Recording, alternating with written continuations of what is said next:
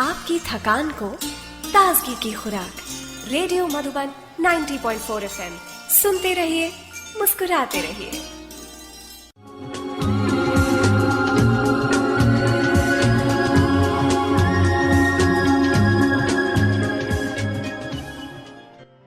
नमस्कार, आप सुन रहे रेडियो मधुबन 90.4 FM। आज के शो में हम विशेष एक महान हस्ती से अब बात करने वाले हैं, जिनका नाम है अशोक ध्यानचंद और मेजर ध्यानचंद के सुपुत्र हैं।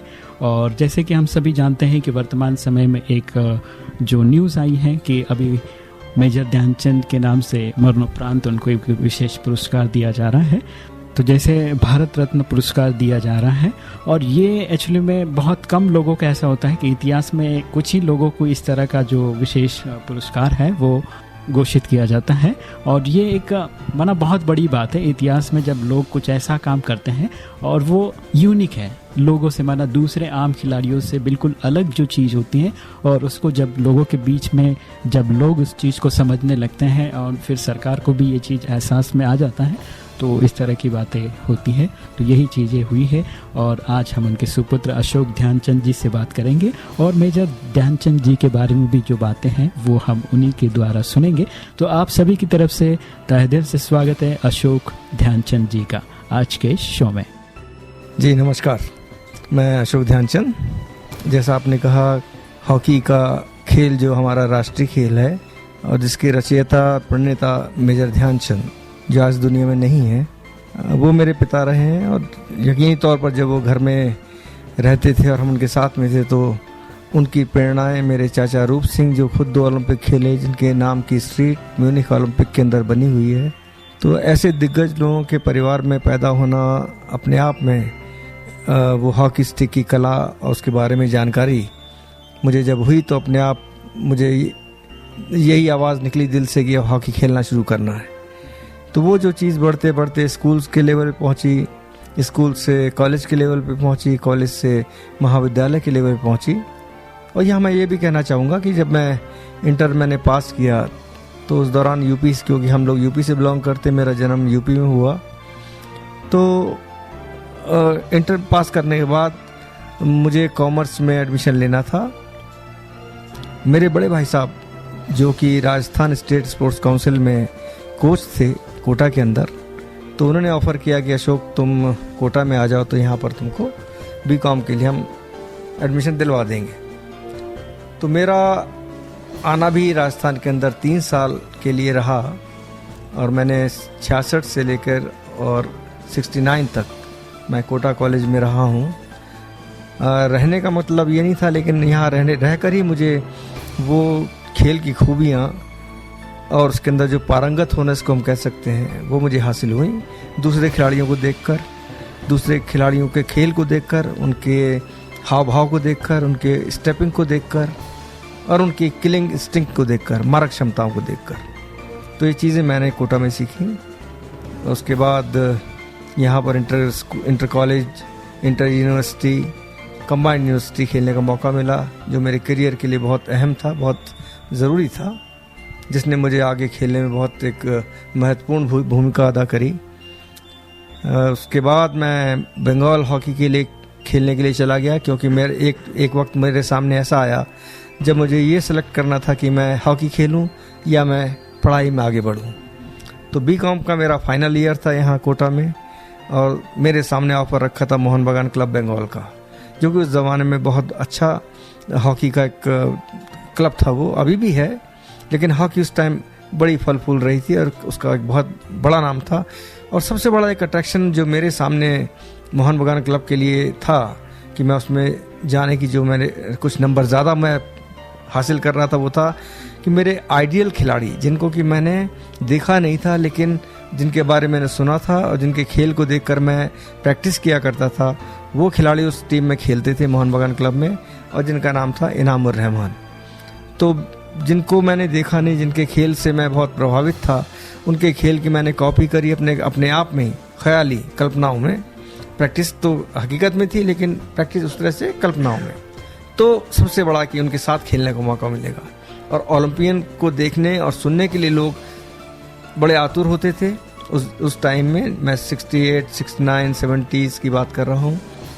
तो उनके लिए ओलंपियन से मिलना एक बहुत बड़ी बात थी, और मेरे लिए तो एक बहुत बड़ा मौका था कि मैं ओलंपियन इनामुर रहमान, ओलंपियन गुरबख्श सिंह, वेस्ट पेस के फादर पिता भी मोहन बगान के लिए खेलते थे, जो लेंडर पेस वेस्ट पेस भी खेलते थे, लेंडर पेस के फादर जो लेंडर पेस हमारे आज टेनिस के बहुत बड़े स्टार हैं जिन्होंने हिंदुस्तान के लिए कई मेडल जीते हैं। तो मेरे लिए सब अट्रैक्शन था। तो जब मैं कलकत्ता पहुंचा हूं तो वहां पर कुछ मैचेस खेलने का मौका मिला, जिसके अंदर मैंने अपनी चमक दिखाई, अपना खेल दिखाया, और मैं समझता हूं कि मेरे करियर का वो स्टार्टिंग पॉइंट ऐसी जगह से शुरुआती दौर में मुझे मिला जहां पर एक अखबारों का रोज़ सुबह अगर आप अखबार उठाएं और आपने अच्छा खेला हो तो आपके तारीफ के पुलंदे उसके अंदर होते थे, और हर शख्स ये चाहता है कि इस तरह की बातें उसके जीवन में आएगा, और वो कोई काम करे तो उसकी पीठ को थपथपाने वाला कोई हो। तो अखबार के रूप में मुझे वो चीज़ें मिलती चलेगी, और मैं अपने प्लस और माइनस पॉइंट, ऐसा नहीं था कि हर रोज़ मैं अच्छा खेल रहा हूँ, जिस रोज़ ख़राब खेल होता था या अखबार में मेरा नाम नहीं आता था तो मैं अपने आप से खुद सवाल करता था कि ये चीज़ ऐसी क्यों हुई। तो एनालिसिस करना, सेल्फ एनालाइज करना, अपने आप को आत्म विश्लेषण करना, ये चीज़ें मैंने कुछ वहाँ सीखी जिनका कि फ़ायदा मेरे को खेल के द्वारा हुआ।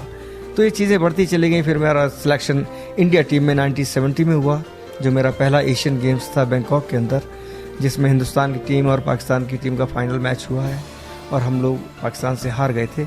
सिल्वर मेडल हमको मिला उसमें, और मेरा सफ़र जो है फिर इंडिया टीम के लिए शुरू हो गया। 71 वर्ल्ड कप पहली बार जो दुनिया में पहली बार हुआ, वो मेरे खेल की शुरुआत थी, और मैं भी उसमें खेलने में मैंने अहम भूमिका अदा करी। 71 का वर्ल्ड कप में हमारी टीम ने ब्रॉन्ज मेडल हासिल किया। 72 ओलंपिक्स, जिसके लिए हर खिलाड़ी का सपना होता है कि वो ओलंपियन कहलाए, और ये ओलंपियन कहलाने का भी एक इसके पीछे भी कहानी थी कि मुझे ओलंपिक प्लेयर ही बनना था। वो जज्बात थे, वो ऐसी कुछ अंदरूनी बातें थी जिन्होंने मुझे ओलंपिक बनने के लिए बहुत आतुर किया, बहुत मजबूर किया। और वो था 64 ओलंपिक का फाइनल मैच, जो इसकी कमेंट्री मैं सुन रहा था। सुनते सुनते वो एक फीलिंग सी आई, एक एहसास आया कि इतने सारे लोग उन खिलाड़ियों की तारीफ़ कर रहे हैं, कमेंटेटर तारीफ़ कर रहा है उन खिलाड़ियों की, और वो खिलाड़ी देश के लिए खेल रहे हैं और जीत कर निकले, तो खुशी का एक हुजूम जो है उनके पीछे लगा हुआ है और आवाज़ें आ रही हैं। तो मैंने सोचा कि ये चीज़ें मेरे साथ भी होनी चाहिए, और मैं भी चाहता हूँ ऐसा हो। तो वो मेरे उस खेल जीवन की जो अपर लेवल खेल था उसकी शुरुआत थी, और उसके लिए मैंने 64 से लेकर 6-7 साल जो है आप कहें तो तपस्या करी है, अपने आप को उसमें जुनूनी दौर पे गुजारा है, उस हद तक कि बस हॉकी हॉकी हॉकी हर तरफ, जिसके लिए जैसा मैं कह चुका कि अपनी पढ़ाई भी छोड़ी मैंने। तो 72 का ओलंपिक मेरा बहुत महत्वपूर्ण ओलंपिक था, और किन्हीं वजहों से हम अपनी वजह से ज़्यादा कह सकते हैं, लेकिन किन्हीं वजहों से वो ओलंपिक में हमको सिर्फ ब्रॉन्ज मेडल मिल पाया। और उस ज़माने ब्रॉन्ज मेडल मिलना भी बड़ी बात तो नहीं थी, असली बात यही कि आज हम बड़ी बात मान रहे हैं, हमारे लिए बहुत ख़राब बात थी। हमारे लिए ये था कि हम उसको सोने के उसमें, हम जब जाते थे टीम के दौर में, कि हमसे सबसे हॉकी में जो पहले जा चुके थे वो सोना लेकर आ रहे थे, और हम जब गए तो ब्रॉन्ज या सिल्वर लेकर आ रहे। तो अपने में वो सेटिस्फैक्शन वो नहीं, अपने से कमतर हम फिर समझने लग गए कि हम उन खिलाड़ियों से कम हैं, और हर आदमी चाहता है कि हमारे एक दूसरे से हम ऊपर बढ़ते जाएं खूबियों के द्वारा, अच्छाइयों के द्वारा। तो वो चीज़ें हमारे खेल में आई। तो मेरा दौर जो है उसके बाद फिर 73 वर्ल्ड कप रहा, जो कि एक बहुत अच्छा टूर्नामेंट था जो एम्स्टर्डम में हुआ। एम्स्टर्डम में वो मैच हुआ है, फाइनल मैच हम खेले हैं। उसमें भी भाग्य ने साथ नहीं दिया हमारा, क्योंकि खेल के अंदर मैं समझता हूँ आपकी सारी कोशिशें रहती हैं जीतने के लिए, लेकिन उसके अंदर 20-30% कहीं ना कहीं किस्मत का, ईश्वर का, खुदा का, रब का हाथ होता है कि आप बॉल गोले फेंक रहे हैं, बॉल जंप करके निकल जाती बाहर, या गोले फेंकी गोलकीपर के कंधे में लग गई, या किसी के स्टिक पे लग के निकल के चली गई। तो ये चीज़ें जो हैं ऊपर वाले के हाथ में होती हैं। तो वो मैच भी हमारे हाथ से बड़ा ख़राब निकला है, जिसके लिए ज़िंदगी भर, बल्कि आज तक उसका मलाल है मुझे कि वो मैच हमको जीतना चाहिए था। तो सिल्वर मेडल हमारा 73 में रहा। 74 एशियन गेम्स तेहरान में मैंने सिल्वर मेडल लिया है, और मेरे जीवन का सबसे महत्वपूर्ण साल था 75 में वर्ल्ड कप मलेशिया में हुआ है। और वो मलेशिया के अंदर जब हम पहुँचे हैं, उसकी तैयारियां हम लोगों ने बहुत ज़्यादा करी थी। कैंप करीब 3 महीने का कैंप लगा जो चंडीगढ़ में लगा। चंडीगढ़ में हमने बड़ी हार्ड प्रैक्टिस करी, और जितने भी गुर सीखने चाहिए थे वो सीखे वहाँ पर। उसके बाद तैयारी करने के बाद हम पहुँचे हैं 75 वर्ल्ड कप के उस मैदान के ऊपर जहाँ पर मैच था। तो मैच में पहुँचने से पहले होटल में एंट्री हमारी जिसमें ठहरना था उसमें होती है। तो वो वर्ल्ड कप जो हमारे सामने ही रखा हुआ था, डिस्प्ले हो रहा था, क्योंकि उसी को फाइनल में दिया जाना था।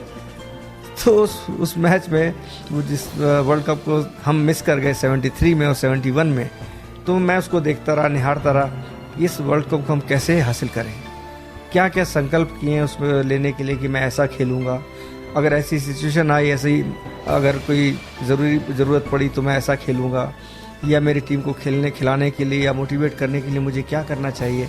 तो वो सेल्फ प्लानिंग, सेल्फ असेसमेंट और एक कमिटमेंट, तो वो चीज़ें मैं उसके सामने करता रहा और प्रण करके ही निकला कि इसको लेके निकलना है। उसके बाद हमारे टूर्नामेंट शुरू हो गए, मैचेस शुरू हो गए, और वहाँ के लोगों का बहुत ज़्यादा प्यार। कई बार तो लोग हर मैच में, क्योंकि मलेशिया इंडिया से बहुत जुड़ा हुआ करीबी मुल्क है और वहाँ काफ़ी इंडियंस भी रहते हैं, साउथ इंडियंस भी रहते हैं, तो उनका भी प्यार हमको मिलता। हर मैच से पहले हमारे कोच, मशहूर हमारे हिंदुस्तान के कोच गुरचरण सिंह बोधी और मैनेजर के बारे में ज़रूर जिक्र करना चाहूँगा, जिन्होंने बाबूजी की तरह, मेजर ध्यानचंद की तरह 3 गोल्ड मेडल हासिल करने का इन ए रो हैट्रिक रुतबा और खिताब हासिल किया। वो हैं बलबीर सिंह, जो आज भी मौजूद है, हमारे साथ में हैं। उन्होंने वो मैनेजर के रूप में गए, तो उन मैनेजर साहब के पास वहाँ के लोग आते थे और हमारी टीम के लिए कभी लाल रंग का टुकड़ा, छोटे छोटे कतरन जिसको कह सकते हो आप, एक ही कलर के, कभी लाल रंग के, कभी पीले रंग के, कभी हरे रंग के, तो इस तरह कतरन लाते थे। और वो किस तरह लाते थे, वो कहाँ से लाते थे ये नहीं पता, लेकिन वो ही आकर कहते थे मैनेजर साहब से कि आज अपने लड़कों की जेब में आप ये कतरन डाल दीजिए। तो वो क्या टोटका हो सकता है जिसको हम कह सकते हैं अपनी लैंग्वेज में, लेकिन उनके लिए एक बिलीव था जो दे रहे थे, तो उनके बिलीव को यकीनी तौर पर बदलने के लिए वो कपड़ा हम लोग अपनी जेब में रख लेते थे। और डेफिनेटली उस कपड़े ने, क्योंकि हम फाइनल जीते, तो मैं तो यही कहूँगा कि उन्हीं की बदौलत हो सकता है, उनकी गुड विशेस की वजह से, कि हमारा टूर्नामेंट बड़ा अच्छा चलता रहा। और फाइनल में हमारा मैच हमारे चिर प्रतिद्वंदी पाकिस्तान के साथ था एज यूजुअल। और एशियन हॉकी उस टाइम बड़े उरूज पर थी दुनिया में, बहुत अच्छी हॉकी, कलात्मक हॉकी, और दोनों मुल्क आज भी वैसे खेलते हैं। परिस्थितियां बदल गई हैं, लेकिन वो मैच एक इतना बेहतरीन मैच था जिसकी तुलना 1936 के उस मैच से, जो कि बर्लिन में हिटलर के सामने खेला गया था। हिंदुस्तान की टीम ने जर्मन की टीम को 8-1 से हराया था, तो उसकी तुलना 75 वर्ल्ड कप के मैच से की जाती कि इंडियन हॉकी का सही अगर आईना देखना तो 1936 का मैच देखिए या 1975 का मैच देखिए। तो हमको उस मैच में शुरुआती 15-20 मिनट के अंदर पाकिस्तान जो है वो एक गोल कर गया। जब एक गोल कर गया तो बड़ी हड़कंप सी मच गई, कश्मकश हो गई, क्या करें क्या ना करें, होता ही है। हज़ारों मर्डिका फुटबॉल स्टेडियम के अंदर वो मैच चल रहा था, करीब 52-56 हज़ार की भीड़ हॉकी मैच देख रही। तो हम लोग भी बौखला गए, कुछ हमारे खिलाड़ी नर्वस हो गए कि हम पाकिस्तान से नहीं जीत सकते। जब मैंने ये लफ्ज़ सुने तो मुझे एकदम से गुस्सा आया और मैं बड़े गर्म लफ्ज़ों में और बड़े हैश वर्ड्स के अंदर यूज़ किया कुछ वर्ड्स, जिनको कि मैंने कहा कि नहीं, अभी हमारे पास 60 मिनट बाकी हैं, 50 मिनट बाकी हैं खेलने के लिए, और हम खेल रहे हैं अच्छा, हम जीतेंगे इनसे। तो मैंने उनको कड़े शब्दों में थोड़ा मोटिवेट किया और खेल में फिर रवानगी आ गई हमारे। और सेकंड हाफ में जैसे ही मैच सेकंड हाफ शुरू हुआ, हमारी टीम के स्वर्गीय सुरजीत सिंह, जो आज इस दुनिया में नहीं है, बेहतरीन फुल बैक दुनिया के माने गए हैं वो, उनके द्वारा वो गोल इक्वलाइज पहला किया गया। जब गोल इक्वलाइज हुई तो हम लोगों की सांस में सांस आई कि अब जो है हम बराबर हो गए। उसके बाद जो टीम हमारी खेली है, मैं नहीं समझता कि हमने इतने अटैक कभी किसी टीम के ऊपर किए होंगे। लगातार अटैक पाकिस्तान के ऊपर, और जिसका नतीजा ये निकला कि करीब 18 मिनट और 20 मिनट के बीच में एक मौका मुझे डी के अंदर मिला, गोल के अंदर बॉल आई है, जिसको कि राइट साइड से मेरे साथी दोस्त फिलिप्स ने दी थी। और मैंने एक को डॉस करने के बाद उस बॉल को सीधा स्वीप किया, बॉल को गोल के अंदर, और गोलकीपर के वो बाईं तरफ से होती हुई गोल के कोने में लगती हुई बॉल अंदर गई और बाहर निकल आई। हुआ क्या उस मैच के अंदर कि उसको डिस्प्यूटेड गोल, एक बड़ा, आज तक यही लेके चलते हैं पाकिस्तान के, जब भी हम लोग मिलते हैं कहते अशोक तुमने तो बड़ा डिस्प्यूटेड गोल किया था। मैंने कहा नहीं, अंपायर की विसिल और मेरा वो गोल कोने पे लग के जो बॉल अंदर से बाहर आई है, जिसमें अंपायर ने विसिल बजाने में 2-3 सेकंड लगा दिए। अगर वो उसी टाइम बजा देते तो उसमें कोई डिस्प्यूट नहीं था, लेकिन डिस्प्यूट क्या हुआ, विसिल बजाने में उन्होंने 2-3 सेकंड लगा दी। तो जब बॉल थोड़ा सा बाहर निकल के डी तक पहुंची है तब उनकी विसिल बजी है, और जब विसिल बजी है तो हम लोगों की खुशी का आलम नहीं। सारी टीम छलांगे मारने लगी एज यूजुअल। खेल में जीत जब होती है तो आपने अक्सर देखा होगा खिलाड़ियों की छलांगे, वो उन्माद जो पैदा होता है, जो रोके नहीं रुकता, तो वो उन्माद ही हम लोगों को उन जगहों पर ले आने के लिए प्रेरित करता है हर बार ऐसी जीत हासिल करने के लिए।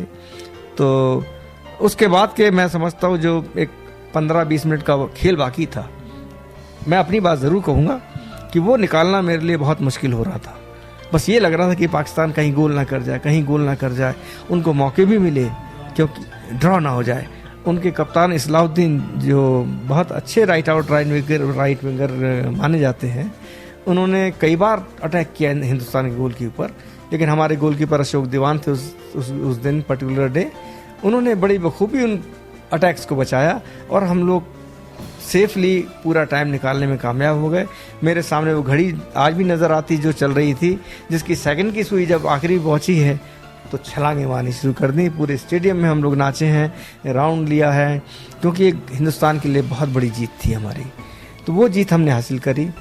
तो इस तरह से 75 को वर्ल्ड कप गोल्ड मेडल के रूप में हमारे सामने आया। फिर उसके बाद मेरा खेल हुआ है 1976 ओलंपिक के अंदर मॉन्ट्रियल ओलंपिक के अंदर। हॉकी बिल्कुल से चेंज हो गई, ग्राउंड चेंज हो गया, एस्ट्रोटर्फ, नेचुरल ग्रास की जगह एस्ट्रोटर्फ आ गया। ये हिंदुस्तान की हॉकी का भी हम एक गिरावट का एक सबब मान सकते हैं। नमस्कार, आप सुन रहे रेडियो मधुबन 90.4 FM। मुझे लगता है कि आप सभी हॉकी खेल के मैदान में ही पहुंच गए होंगे। इतनी खुशी आप सभी को हो रहा है क्योंकि सुनते सुनते मैं भी उस दौर में चला गया था जहां पर खेल हो रहा है एंड देख रहा था कि लोग किस तरह से उछल रहे हैं, खिलाड़ी किस तरह से खुशी में नाच रहे हैं एंड पूरा वो ग्राउंड का जो चक्र लगाना एंड इनका गोल अंदर जाके फिर से बाहर आना, वो सारी बातें मेरे आंखों के सामने आ गई। तो यहाँ पर मैं चाहूँगा कि एक छोटा सा ब्रेक लेते हैं और सुनते एक बहुत ही प्यारा सा गीत, और उसके बाद और भी बहुत सारी बातें हम करेंगे अशोक ध्यानचंद जी से। तो चलिए सुनते हैं एक बहुत ही प्यारा सा गीत। आप सुन रहे हैं ब्रह्म कुमारी इसका सामुदायिक radio station radio Madhuban 90.4 FM। सुनते रहो, मुस्कुराते रहो। जब जीरो दिया मेरे भारत ने मेरे भारत ने दुनिया को तब गिनती आई, तारों की भाषा भारत ने दुनिया को पहले सिखलाई। देता न दशमलव भारत तो यूं चांद पे जाना मुश्किल था। धरती और चांद की दूरी का अंदाजा लगाना मुश्किल था। सभ्यता जहां पहले आई, सभ्यता जहां पहले आई, पहले जन्मी है जहां पे कला। अपना भारत वो भारत है जिसके पीछे संसार चला और आगे बढ़ा, यूं आगे बढ़ा बढ़ता ही गया। भगवान करे ये और बढ़े, बढ़ता ही रहे और फूले फले, बढ़ता ही रहे और फूले फले। चुप क्यों हो गए? और सुनाओ। हो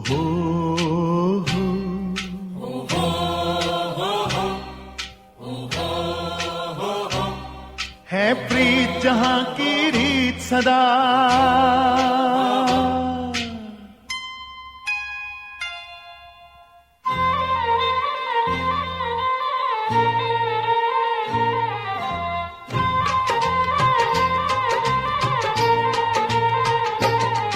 है प्रीत जहां की रीत सदा, है प्रीत जहां की रीत सदा।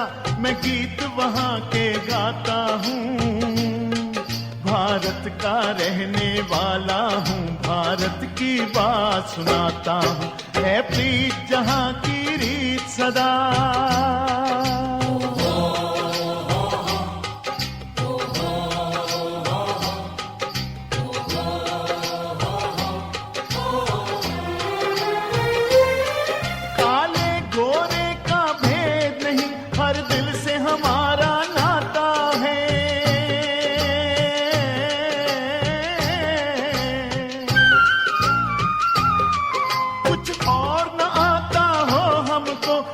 प्यार निभाना आता है।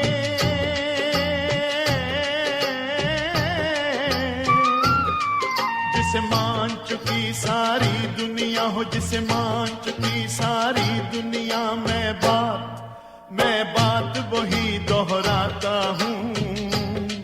भारत का रहने वाला हूँ, भारत की बात सुनाता हूँ। है प्रीत जहाँ की रीत सदा,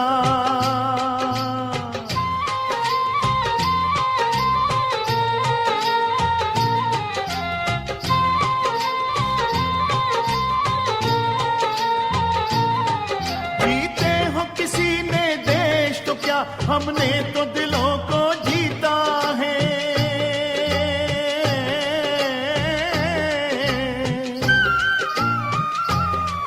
जहाँ राम अभी तक है नर में, नारी में अभी तक सीता है।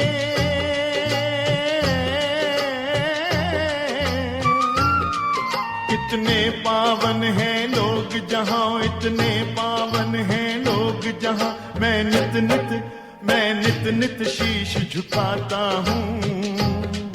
भारत का रहने वाला हूँ, भारत की बात सुनाता हूँ।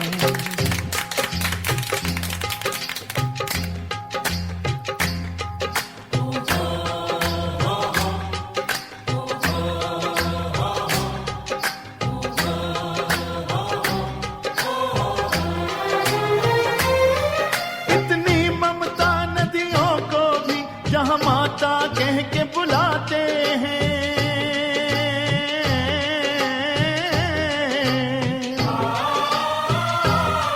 इतना आकर इंसान तो क्या, पत्थर भी पूजे जाते हैं।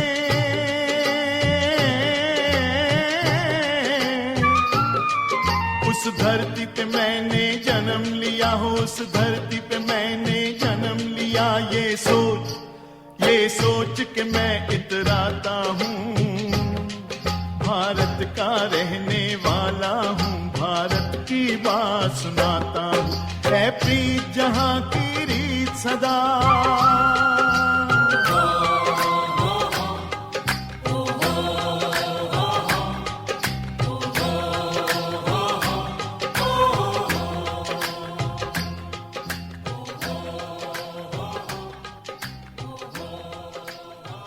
आपकी थकान को ताजगी की खुराक, रेडियो मधुबन 90.4 FM।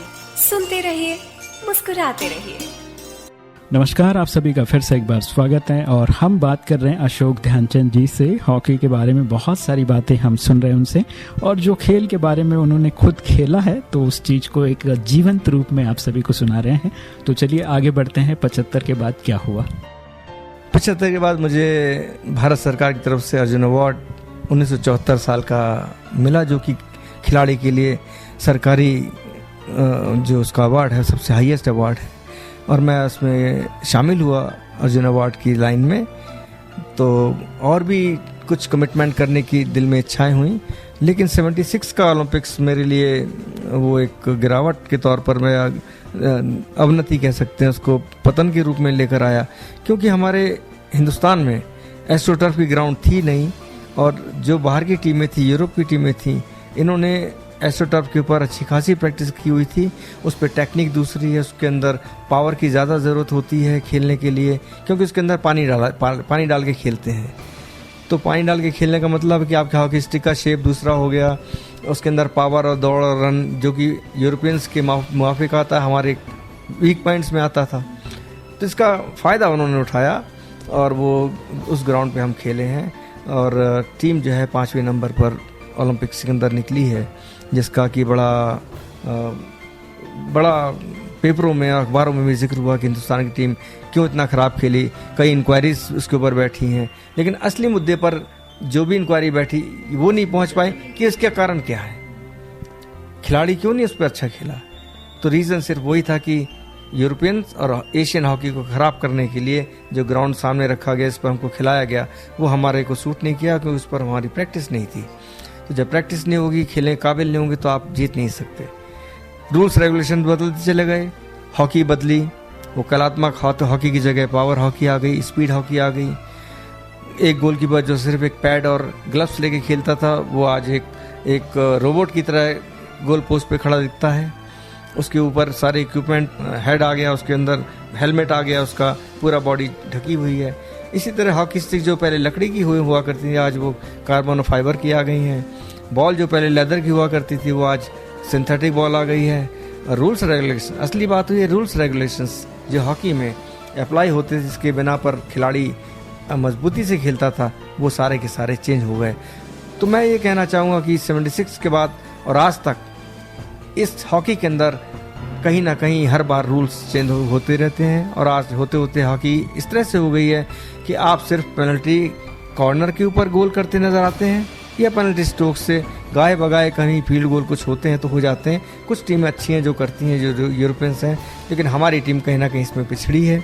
हमने अटैकिंग हॉकी की जगह डिफेंसिव हॉकी को अपनाया, जबकि हमारे गुरुओं ने, हमारे दिग्गजों ने जो हम लोगों को शिक्षा दी थी और टिप्स दिए थे, वो ये थे कि आप जितना अटैक करेंगे उतना ओपोनेंट के ऊपर हावी होंगे, और उसके बाद डिफेंस को थोड़ा वक्त मिलता है अपने को सेटल करने का। और वो हॉकी ना खेलकर हमने फिर उसको छोड़ दिया, इन टिप्सों को, इन बातों को, और हम डिफेंसिव हॉकी पे उतारू हो गए। 2-2 सेंटर हाफ रखने शुरू कर दिए हमने। फॉरवर्ड लाइन हमारी 5 की जगह 2 पर आ गई, कहीं 3 पर आ गई। तो ये जो खेल है हिंदुस्तान के खेल में शामिल, उस जीत में शामिल हम नहीं कर पाए इस टेक्निक को, और आज भी हम उसी में लड़खड़ा रहे हैं कि हम कौन सी टेक्निक को लेकर आगे बढ़ें, कौन सी टेक्निक को लेकर आगे नहीं बढ़ें। तो स्थिति ये है कि हिंदुस्तान आज बड़े कश्मकश की स्थिति में है कि कौन सी टेक्निक को हम लेके चलें। और भी वजह है इसकी, अगर इसमें आप सवाल करना चाहेंगे तो मैं ज़रूर जवाब दूंगा। तो बहुत ही अच्छी बातें अशोक ध्यानचंद जी से हो रहा है, जहाँ पर प्रैक्टिकल एक व्यक्ति जब खेल के मैदान में उतरता है तो उसके साथ जो बातें हो रही है वो हमें आज सुनने को मिल रहा है। कई बार हम लोग जो मीडिया या पेपर से सुनकर सोचते हैं कि यार खराब प्रदर्शन क्यों हुआ, क्या कारण हो सकता है, लेकिन हकीकत में ये चीज़ें जो है सामने जब खिलाड़ी जब अपने दिल की बात बताता है तो हमें समझ में आता है कि क्या बातें हुई थी। जो पुरानी जो टेक्निकल चीज़ें थी वो आज एक नए रूप में आ गए, और जिसके ऊपर लोगों का प्रैक्टिस नहीं। इवन आप भी अगर कोई रास्ते पे चलना चाहते हो जहाँ पर आप पहले गए हो तो आसानी से जा सकते हैं, और नई चीज़ आपके पास आ गई हो, या पहाड़ी पे चढ़ना हो, जब आप कभी नहीं चढ़े हो तो आपके लिए दिक्कत है उस जगह पे जाना और फिर उसको अचीव करना। और वहाँ पर एक प्रैक्टिस की ज़रूरत होती है। जिस तरह का चाहिए मैदान, उसी मैदान पे अगर हम लोग करते हैं एंड उसी टेक्निक से, उसी खेल के रूल एंड रेगुलेशन को फॉलो करते हैं तो हो सकता है। तो चलिए, काफ़ी बातें हो सकती हैं, मीडिया के माध्यम से भी काफ़ी बातें हमारे सामने आता है। तो एक और बात मैं चाहूँगा कि अगर हम फिर से हॉकी में उस तरह का 75 वाला प्रदर्शन करना चाहेंगे तो उसके लिए आपके हिसाब से क्या होना चाहिए? उसके लिए ये है सबसे आजकल के ज़माने में कि जो इसकी एस्ट्रोटर्फ है, जो एक कृत्रिम ग्राउंड है, इसका इस देश में बिल्कुल मैं कहूँ तो नाकाफ़ी है। जो खेलने लायक कुछ ग्राउंड हैं वो मुश्किल से 20, 25, 30 आप कह सकते हो पूरे देश के अंदर। और हॉलैंड जैसी एक छोटी सी जगह या जर्मन जैसी एक जगह है, उनके अंदर 500-500 ग्राउंड हैं, 400-400 ग्राउंड हैं। तो उसमें क्या है कि बच्चा जो है, स्कूल का बच्चा अगर स्कूल जाता है तो आधा घंटा उस ग्राउंड पे खेलता है, तो उसके अंदर शौक पैदा होता है, वो उसमें और आगे बढ़ता है, माँ बाप उसको आगे बढ़ाते हैं। ये चीज़ें ऐसे कि बच्चों में कैसे शौक पैदा किया जाए। अब हमारी घासी ग्राउंडों पर खेलकर फिर एस्ट्रोटर्फ पे खेलना पड़ रहा है बच्चों को, गांव खेड़ों में तो है ही नहीं। और कई स्टेट इस बात को इस वे में लेके नहीं चल रही हैं आज भी हिंदुस्तान की कि इस एस्ट्रोटर्फ को अपने अपने बड़े बड़े शहरों में या उन जगहों पर जहां हॉकी का रिवाज ज़्यादा है। अगर मैं अपने राजस्थान की बात करूं, मैं क्योंकि इससे भी जुड़ा रहा हूं, यहीं से मैंने कंबाइंड डिस्ट्रिक्ट खेली है, तो हमारे पास अब जाके दूसरी ग्राउंड शायद अजमेर में बनी है। एक ग्राउंड सिर्फ जयपुर में चल रही थी। तो जब इस तरह की स्थिति एक एक राज्य में होगी, हमारे पास 30 राज्य या 29 राज्य आज हैं पूरे हिंदुस्तान में, तो इन राज्यों में अगर हमारे पास ग्राउंड्स नहीं है तो बच्चे क्या खेलेंगे। और उनके अंदर वो बचपन से जो चीज़ पैदा होनी चाहिए उनको फिर हम 18-19 साल में लाकर भरने की कोशिश कर रहे हैं, जो कि कभी होती नहीं है। तो ये चीज़ हमको राज्य सरकारों को देखना चाहिए, और इसके लिए स्पोर्ट्स माइंडेड उस लाइन का या स्पोर्ट्स मिनिस्ट्री का होना बहुत ज़रूरी है हर जगह। मैं आजकल और भी बताना चाहूँ कि मैं अपने खेल जीवन के बाद मैंने एयरलाइंस में मैं रहा हूँ ज्वाइन भी एयरलाइंस की थी 1970 में 71 में, और मैं रिटायर हुआ हूँ 2007 के अंदर। 2007 के बाद मैंने एयरलाइंस की टीम के साथ साथ मैनेजर का कोर्स या कोच का काम भी किया है। इंडिया टीम के लिए भी जूनियर असिस्टेंट कोच बन के गया हूँ। विमेन हॉकी का मैं कोच रहा हूँ नेशनल विमेन टीम का 1995 में। तो ये सब साथ साथ चलती रहा है, लेकिन मुझे कोई मेन स्ट्रीम ऐसी लाइन नहीं मिली जिसमें मैं अपने आप को पूरी तरह से झोंक सकूं। अच्छा, वो मुझे मौका मिला जब मैं रिटायर हुआ हूँ 2007 में। तो मुझे एकदम से एक ऑफ़र आया मध्य प्रदेश सरकार का कि उनको चीफ एडवाइज़र, चीफ कोच की ज़रूरत है। और मैं 31 मई को रिटायर हुआ हूँ और 1 जून को मैंने जाकर ज्वाइन कर लिया। और ये सोच के ज्वाइन किया था कि पता नहीं कैसी एकेडमी होगी या कैसा सिस्टम होगा जिसमें मैं अपने आप को एडजस्ट कर पाऊँगा कि नहीं। और फिर चूँकि मेरा सारा जीवन दिल्ली में निकला और वहीं पर मैंने नौकरी करी, वहीं से मैंने मेरा परिवार चला, तो अपने आप को दिल्ली से भोपाल में लाकर फिर दोबारा रीसेटल करना, तो ये बड़ा मुश्किल काम था मेरे लिए। लेकिन कुछ भोपाल अपने आप में एक ऐसी जगह है जहाँ पर हॉकी की नर्सरी कहा जाता है उसको। हॉकी के पीछे वहाँ दीवानगी लोगों में हद के जुनून तक है, वो आज भी है बरकरार। भले हिंदुस्तान की टीम कुछ ना कर पा रही हो और हम लोग ना कर पा रहे हों, लेकिन उनके अंदर हॉकी के प्रति जो जज्बा है वो आज भी पूरे जोश के साथ में है। तो उन्होंने मुझे बड़ा मोहब्बत प्यार के साथ वहाँ रखा। और आज 6 साल हो गए हैं। शिवराज सिंह चौहान साहब की सरकार, खेल मंत्रालय और खेल विभाग, ये तीनों आपस में लिंक है, इनके अंदर कहीं से डिफरेंसेस नहीं है। और क्योंकि मेरा आना हो गया तो मेरे आने से वहाँ पर कुछ फ़र्क तो पड़ा। खेल का फ़र्क ऐसा पड़ा है कि सारी शहरों में एकेडमी खुल गई। इस बार के बजट में शिवराज सिंह चौहान साहब ने 15 एस्ट्रो टर्फ का अनाउंसमेंट कर दिया और कम से कम 6 एस्ट्रो टर्फ हमारे स्टेट के अंदर लगी हुई हैं ऑलरेडी, और ऐसी जगहों पे जहाँ पर हॉकी होती है। तो आज 3 बच्चे हमारे एकेडमी के वो नेशनल कैंप के अंदर हैं। तो ये एक चीज़ होती है कि अगर 100 बच्चों पे आप नज़र डालोगे तो जब क्या आपको खंगालोगे लास्ट में तो 3-4 बच्चे 5 मिलते हैं। तो वो जो चीज़ हमको हासिल हुई है उसने मुझे एक बहुत बड़ी तसल्ली दी है कि आने वाले वक्त में जिन बच्चों को, जो इनकी उम्र इस आज के वक्त में 12-14 साल है, वो 4 साल के अंदर मध्य प्रदेश के लिए, यूनिट के लिए, क्योंकि वही तो आगे बढ़कर हिंदुस्तान का नाम बढ़ेंगे। तो हम हिंदुस्तान को बिना इनकी सफलता के, इन स्टेटों के कार्यों में जो उनका सहयोग होगा या जो खिलाड़ी को सुविधाएं देंगे, वो खिलाड़ी तो आगे बढ़ेंगे, तभी तो हिंदुस्तान के खिलाड़ी कहलाए जाएंगे। तो ये हर स्टेट को थोड़ा सोचने की ज़रूरत है। और भी स्टेटें कहीं हैं, यूपी के अंदर जिसमें हॉकी का बड़ा बोलबाला था एक ज़माने में, आज बहुत निचले स्तर पर हम आ गए हैं। पंजाब, हरियाणा, मध्य प्रदेश ये अच्छा कर रहे हैं। झारखंड, अगर आपने सुना होगा, झारखंड और रांची, बिहार, ये हॉकी, रांची, उड़ीसा, ये हॉकी में बहुत अच्छे बेल्ट आ गए हैं और इनके ऊपर ध्यान दिया जा रहा है। लेकिन दूसरे बेल्टों का भी योगदान इसमें होना बहुत ज़रूरी है। अशोक ध्यानचंद जी, बहुत ही अच्छी बात उन्होंने बताया कि किस तरह से हम खिलाड़ियों को अच्छी सुविधाएं देंगे तो खिलाड़ी जाकर आगे अपने भारत का नाम रोशन कर सकते हैं। तो इसके लिए जो एक शुरुआत हो गई है, वो चाहते हैं कि ये पूरी तरह से सभी राष्ट्र के अंदर हो, ऐसी उनकी कामना है। तो बहुत अच्छी बात उन्होंने बताई। और मैं चाहूँगा कि जाते जाते एक छोटा सा मैसेज, क्योंकि रेडियो के माध्यम से आपको काफ़ी लोग सुन रहे हैं, तो एक छोटा मैसेज आप ज़रूर दें। मैं समझता हूँ कि हॉकी जो है वो हमारे हिंदुस्तान के उन सभी लोगों के जहन में, दिलो दिमाग पर छाई हुई है। भले ही आज हम कुछ अच्छा ना कर पा रहे हों, लेकिन अभी भी वही उम्मीद और आशा कायम है कि हमारी टीम आने वाले टूर्नामेंट में अच्छा करेगी। और मैं भी ये समझता हूँ कि हमारी टीम को अच्छा ही करना चाहिए, क्योंकि आने वाले वक्त में जो इस नेक्स्ट टूर्नामेंट हिंदुस्तान खेलेगी वो है हमारा एशिया कप। एशिया कप में जीत की बदौलत हमको वर्ल्ड कप में एंट्री मिलेगी। उसका एक क्लॉज लगा दिया कि अगर आप जीतेंगे वर्ल्ड कप के फाइनल को, तब आप जाके वर्ल्ड कप में खेलेंगे। तो मैं तो यही कहना चाहूँगा टीम के साथ साथ हमारे सभी बच्चों को और सुनने वालों को कि इस खेल के प्रति अपनी उम्मीदें, अपना विश्वास कायम रखें और इसको खेल को खेलने की कोशिश करें। सुविधाएं कहीं ना कहीं थोड़ा अड़चन ज़रूर डालेंगी, लेकिन अगर आप बिल्कुल से आपका इरादा मजबूत है, अपने एलोन प्रैक्टिस कर रहे हैं, अकेले प्रैक्टिस करते हैं, कहीं 2-4 बच्चों के साथ प्रैक्टिस करते हैं, तो अपने खेल को निखारें, संवारें। और जब कभी मौका मिले आपको नेशनल कैंप के अंदर या स्टेट कैंप के अंदर जाने का, तो अपने उस खेल को दिखाएं, आपको आपके खेल को वो आंखें देखेंगी और आपको आगे वाले स्टेप पर, आगे वाले मुकाम पर पहुंचा दिया जाएगा। और ये ज़रूरी है कि आपको सिलेक्शन सही ढंग से हो, सिलेक्शन करने वाले सही ढंग से सिलेक्ट करें, उन हीरो को तराशें जिनके अंदर चमक हो। तो मैं समझता हूँ कि आने वाले वक्त में हमारी टीम बहुत अच्छा करेगी। बहुत बहुत धन्यवाद अशोक ध्यानचंद जी। और मुझे लगता है कि आपने जो मैसेज दिया वो हमारे सुनने वाले इस बात को ध्यान रखेंगे और जो हॉकी के प्रति जो आस्था है वो बरकरार रखे, बनाए रखे।